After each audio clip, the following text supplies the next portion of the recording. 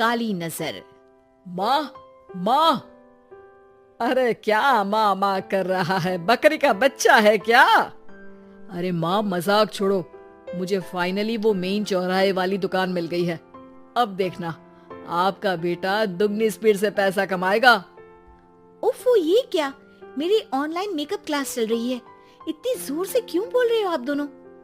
अरे मेरी धर्म पत्नी जी, मेकअप क्लास बाद में करना। वो चौराहे वाली दुकान मिल गई है हमको। अरे वाह! रुको, मैं अपनी माँ को फोन लगाकर बता देती हूँ। अरे मैं भी अपने रिश्तेदारों को बता देती हूँ। कितनी खुशी की बात है। हाँ हाँ, मैं भी अपने दोस्तों को बता देता हूँ। 1 हफ्ते बाद रजिस्ट्री है। बस, घर में खुशी का मौका था। उन तीनों ने अपने अपने फोन उठाए और लोगों में बात फैलाना शुरू कर दिया। और रही सही कसर, श्वेता बहू ने अपने पड़ोस में सबको बताकर कर दी। अरे वर्मा आंटी, अब हम भी जल्दी कार ले लेंगे। घर का रेनोवेशन होगा और ठाट से रहेंगे हम भी। अरे ऐसा क्या हुआ? लॉटरी बाटरी लग गई है क्या? अरे इस बार चौराहे वाली मॉल में हमको भी दुकान मिल गई है। दुकान नंबर 21, जो एकदम चौराहे पर है। अब ग्राहक बढ़ेंगे तो आमदनी भी बढ़ेगी ही ना। अरे वाह, कितनी खुशी की बात है। मैं बहुत खुश हूँ तुम्हें इतना खुश देख के। बाकी एक बात कहूँ, सबको मत बताते फिरना। किसी की नजर लग जाएगी तो खुशी की खबर वापस लौट जाएगी। हैं? ऐसे थोड़ी ना होता है। अब डरा रही हो। अरे सही कह रही हूँ। काली नजर कहते हैं इस चीज को, जब आप किसी को कुछ बताओ और वो काम बिगड़ जाए। अरे लेकिन मैं तो। तुमने सबको बता दिया ना? हाँ, फोन लगा लगा के। अब बच के रहना। काली नजर बड़ी खतरनाक होती है। श्वेता इतनी खुश रहती है कि वो वर्मा आंटी की बात पर ध्यान ही नहीं देती, जबकि पड़ोस में और भी लोगों से खुशी की खबर शेयर करती रहती है। अगले दिन राजेश बहुत दुखी होकर घर आता है। अरे बेटा, क्या हुआ? मुंह क्यों सूजा हुआ है? मधुमक्खी ने काट लिया क्या? माँ, वो दुकान किसी और के पास चली गई। किसी ने ज्यादा भाव लगा दिया। अरे पर बात तो आपसे हुई थी ना उस दुकान वाले की। हाँ, आज मैं टोकन अमाउंट देने गया था, तब मुझे पता चला। कोई आकर सुबह मुझसे पहले ही ज्यादा अमाउंट दे गया। काली नजर। क्या? क्या कहा? वर्मा आंटी ने समझाया था कि किसी को बताना मत, वरना काली नजर लग जाएगी। अच्छा, तुम्हें उनकी बात मान लेनी चाहिए थी। उनकी बात मान लेती, लेकिन उसके पहले ही सबको बता चुके थे ना हम तीनों। अरे अगली बार से ध्यान रखेंगे। कोई भी नई चीज होगी तो किसी को नहीं बताएंगे। तीनों कुछ दिन ऐसे ही रहते हैं, पर एक दिन श्वेता को एक मेल आता है। राजेश, मेरा ऑनलाइन मेकअप कोर्स कंप्लीट हो गया। अब मैं खुद का पार्लर खोल सकती हूँ। अरे वाह, अपने मोहल्ले में ही खोलते हैं। ये जो घर के सामने दुकान है ना, वहीं। हाँ, यहाँ सस्ती भी मिल जाएगी। अगले दिन श्वेता वर्मा आंटी के पास जाती है, मिठाई का डब्बा लेकर। अरे आओ आओ, कैसे आना हुआ? जोर से नहीं बोलूंगी।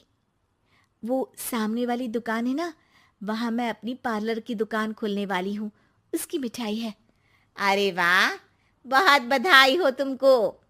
हाँ, मैं कमाने लगूंगी तो राजेश पर पूरे घर का बोझ नहीं रहेगा ना आंटी जी। ये तो है। पर ये बता कि तूने ये बात किसी और को तो नहीं बताई ना? अरे नहीं नहीं, पिछली बार गलती कर दी थी। काली नजर लगी किसी की और राजेश के हाथ से वो दुकान चली गई थी। सबको मत बताना। चलो मैं चलती हूँ, कल दुकान की बात करने भी तो जाना है। अगले दिन श्वेता दुकान के लिए मालिक से बात करने जाती है। अरे लेकिन दुकान तो हम कल रात को ही किसी को दे चुके हैं। कल ही? हाँ, कल ही। 2 दिन बाद कोई यहाँ पार्लर भी खोल लेगा। अब कहीं और दुकान देख लीजिए। अरे पर हमको भी तो पार्लर ही खोलना था। हाँ भाई, एक ही दुकान है, आधी आधी तो नहीं दे सकता ना मैं। राजेश और श्वेता घर पर हताश होकर आ जाते हैं। इस बार तो किसी को बताया भी नहीं था, अब किसकी काली नजर लग सकती है। सुनो, तुमने माँ को बताया था क्या? अरे कैसी बात कर रही हो, माँ की नजर थोड़ी ना लगेगी। पक्का तुमने किसी को नहीं बताया था ना? सिर्फ वर्मा आंटी को बताया था, उन्होंने ही मुझे किसी को नहीं बताने को कहा। अरे यार, तुम भी सही हो, मेरी माँ को नहीं बताने को कह रही हो, पर वर्मा आंटी को बताना तुम्हें जरूरी लगा। अरे वर्मा आंटी ने ही तो काली नजर के बारे में बताया था ना, वो हमेशा हमारा भला ही तो चाहती है। मेरी माँ भी हमारा भला ही चाहती है। अरे पर चिल्ला क्यों रहे हो? बात नहीं कर सकते क्या आराम से? नहीं आता वो आराम से बात करना, और करना भी नहीं चाहता हूं मैं। दुकान जाने का दुख गुस्से में बदल गया था और राजेश और श्वेता में बात बंद हो गई थी। 2 दिन बाद मोहल्ले में पार्लर का इनॉग्रेशन हुआ, जिसमें मोहल्ले के सभी लोगों को बुलाया गया, पर श्वेता, राजेश और माँ नहीं जाते। माँ, अंदर आ जाओ, क्या देख रही हो? अरे नया पार्लर देख रही हूं अपने आंगन से। देखो, माँ को दूसरे का सुख देखने में कितना मजा आ रहा है, मेरा दुख नहीं दिख रहा इन्हें। यह मेरा पार्लर भी तो हो सकता था। अरे चुप रहो यार, हर बात में लड़ाई क्यों ढूंढ रही हो? राजेश और श्वेता फिर बहस करने लगते थे। तभी माँ ने दोनों को बाहर बुलाया। अरे जरा देखो तो, दुकान चलाने वाले का बोर्ड पर नाम क्या लिखा है? श्रुति वर्मा। गाड़ी निकाले बेटा, हमें कहीं जाना है। काली नजर का इलाज कराने? राजेश अपनी बाइक निकालता है। तीनों ट्रिपलिंग कर रहे हैं। माँ राजेश को उस मॉल वाली दुकान पर लेकर जाती है जहां राजेश अपनी दुकान खोलने वाला था। यही दुकान लेना चाहता था ना तू? हाँ, पर इनको भी दुखी करने लेकर आई हो क्या यहाँ पर दुकान दिखाकर? वहां काफी नहीं था?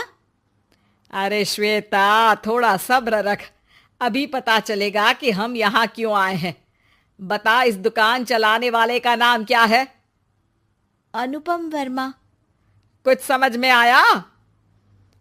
वो दुकान वाली श्रुति वर्मा, ये दुकान वाला अनुपम वर्मा, और हमारे पड़ोस में हमने उस दुकानों के बारे में बताया किसको था? अब वर्मा आंटी को। मतलब वर्मा आंटी ही हमारा काम बिगाड़ रही है? नहीं नहीं, ऐसा नहीं हो सकता, ये बस इत्तेफाक है। राजेश अपना फोन निकालता है और श्रुति वर्मा और अनुपम वर्मा के नाम फेसबुक पर सर्च करता है, जहां ये दोनों ही वर्मा आंटी के रिश्तेदार होते हैं। श्वेता को समझ में आ जाता है कि वर्मा आंटी की ही नजर काली नजर है। अब क्या करना है?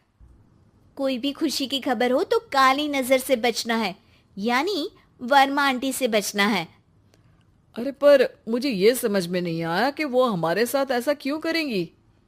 अरे बेटा, एक सीख है, दूर के आदमी को आपकी तरक्की से कम परेशानी होगी, पड़ोसी को ज्यादा। दोनों माँ की बात में हामी भरते हैं और अगला काम चुपचाप करने की कसम खाते हैं, ताकि आगे से वर्मा आंटी कोई काम ना बिगाड़ सके।